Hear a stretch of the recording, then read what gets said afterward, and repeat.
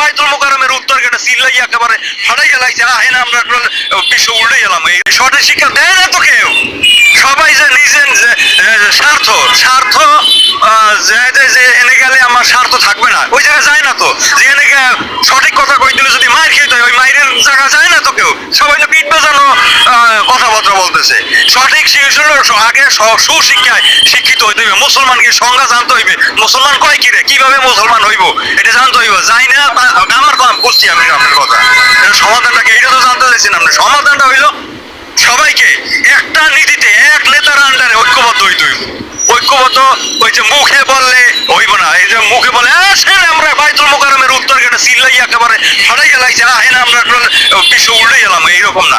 একটা সঠিক আদর্শ থাকতে হবে। একটা সঠিক আদর্শে এক নেতার আন্ডারে এক কোরআন এক আল্লাহর অধীনে কলেমার ভিত্তিতে যুগে যুগে যখন এরকম অশান্তি হয়েছে, 1,02,24,000 পয়গম্বররা যেই নীতিতে যেভাবে যেই আদর্শ নিয়ে মানুষকে ঐক্যবদ্ধ করছে, ঐক্যবদ্ধ করে ন্যায় শান্তি সুবিচার প্রতিষ্ঠা করতে হবে, সেইভাবে কলেমা